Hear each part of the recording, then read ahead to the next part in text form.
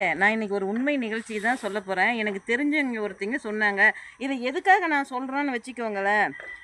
நிறைய பேர் இந்த மாதிரி பாதிக்கப்பட்டிருக்கிறாங்க. அவங்களுக்கு வந்து நம்மள மாதிரி இது நிறைய பேர் இருக்கிறாங்கங்கிறது ஒரு ஆறுதலாகவும், இந்த பாதிப்புக்கு உள்ளாக்கினாங்க இருக்கிறாங்க இல்லையா, அவங்க வந்து ஐயையோ, நம்மளால இப்படி நம்ம அப்பா அம்மா பாதிக்கப்படுறாங்க, இனிமேலாவது திருந்தலான்னு ஒரு சிலராவது திருந்துவாங்க இல்லையா, அதுக்காக நான் இந்த உண்மை நிகழ்ச்சியை சொல்கிறேங்க. நல்ல ஒரு கிராமம். ஒரு ரொம்ப நாளைக்கு முன்னேங்க. அப்போல்லாம் எந்த வசதி வாய்ப்புகளும் இல்லை.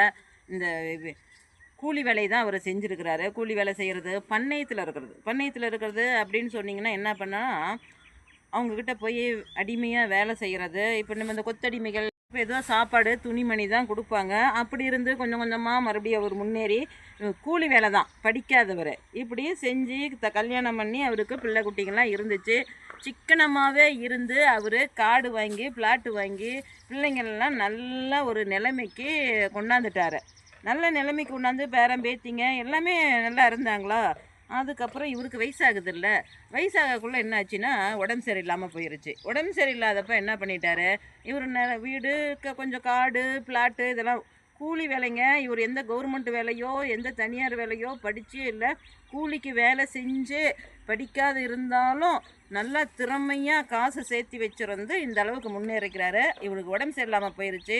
அப்போ யாருக்குமே ஒரு இது வருமில்ல, சரி நம்மக்கிட்ட இருக்கிற இதெல்லாம் என்ன பண்ணலாம், எல்லா பிள்ளைங்களுக்கும் பங்கு போட்டு கரெக்டாக கொடுத்துர்லான்னு என்ன பண்ணிட்டாரு, எல்லாத்துக்கும் பங்கு பிரித்து கொடுத்துட்டாரு. இவருக்கு உடம்பு சரியில்லாமல் போகவும் அப்போ தாங்க பிரச்சனை ஆரம்பிச்சிச்சு. பிள்ளைங்க வாங்கினாங்கல்ல, சொத்தை வாங்கினாங்கல்ல, அவங்கவுங்க கலந்துக்கிட்டாங்க. அவங்கவுங்க தனியாக போயிட்டாங்க. இவர் யாரும் கவனிக்கவும் இல்லை, இவருக்கு யாரும் சாப்பாடும் கொடுக்கவும் இல்லை. ஆனாலும் அவர் வந்து என்ன பண்ணாருன்னா, உடம்பு நல்லானதுக்கப்புறம் இந்த 100 நாள் வேலை திட்டம்லாம் இருக்குதுல்ல, அந்த மாதிரி வேலைக்கு போகிறது, எங்கேயாவது சின்ன சின்ன காட்டு வேலைக்கு கூப்பிட்டா வயசான காலத்தில் எவ்வளோ முடியுமோ ஆனால் வேலை செஞ்சுக்கிட்டு இருக்கிறாரு. வேலை செஞ்சு இப்படியே இருந்திருக்கிறாரு. இப்போ சொத்தை பிரித்து கொடுத்துட்டாரு. சரி, அவங்க வச்சு நல்லா பொழைச்சா பரவாயில்ல. அவங்க என்ன பண்ணிட்டாங்க, இவருக்கு தெரியாமையே எல்லாம் விற்று திங்க ஆரம்பிச்சிட்டாங்க. அவர் இப்போ என்ன சோகமாக இருக்கிறாருன்னா, விற்கிறாங்கல்ல, என்கிட்ட ஒரு வார்த்தை கேட்கலாமில்ல, நான் தானே சம்பாரித்தேன், நான் உசுரோடு தானே இருக்கிறேன் அப்படின்ட்டு அவருக்கு யாரும் கஞ்சி கூட ஊற்றுறதில்ல.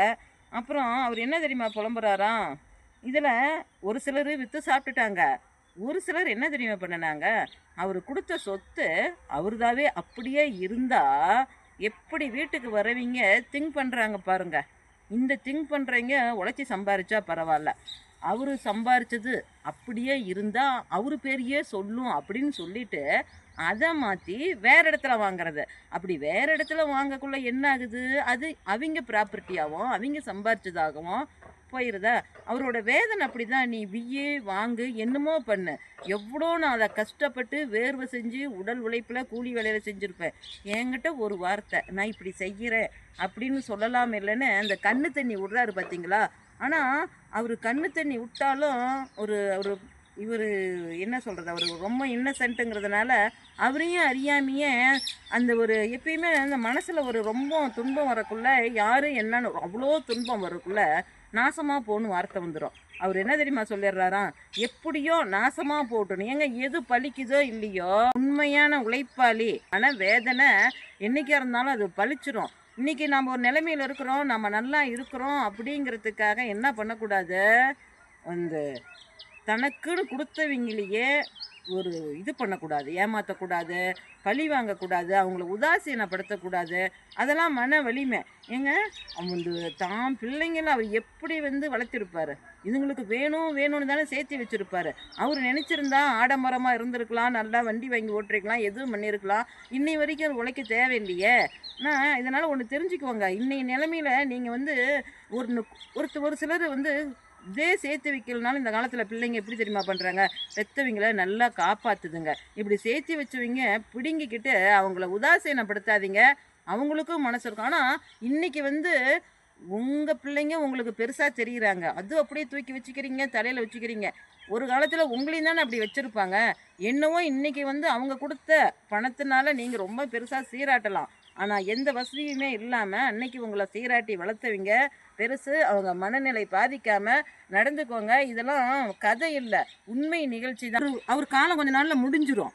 அதுக்கப்புறமா அவர் கொடுத்ததை நீங்கள் வீயுங்க, மாற்றுங்க, என்னவோ பண்ணுங்க. ஏன்னா அவங்களெல்லாம் உழைக்க முடியாது. உழைச்சதை வச்சு திங்கக்குள்ளே இப்படி தான் பண்ணுவீங்க, புரியுதா? அவங்க கண்ணு முன்னாடி செய்யாதீங்க. அது உங்களுக்கு பெரும் சாபமாக தான் போகும். அது உங்ககிட்ட நிலைக்காது. ஒருத்தர் சம்பாரித்து கொடுத்ததை அவங்க மனசு புண்படும்படி ஏமாற்றி அவங்க முன்னாடியே ஆணவம் உங்ககிட்ட கொடுத்துட்டாங்கங்கிறதுக்கு ஆணவம் மண்ணுனீங்க வச்சுங்க, நிலைக்காது. நீங்கள் சம்பாரிச்சிருந்தா அதோட அருமை தெரியும். யாரோ சம்பாரிச்சதை விற்று உங்கள் இதில் மாற்றுறதுல உங்களுக்கு என்ன?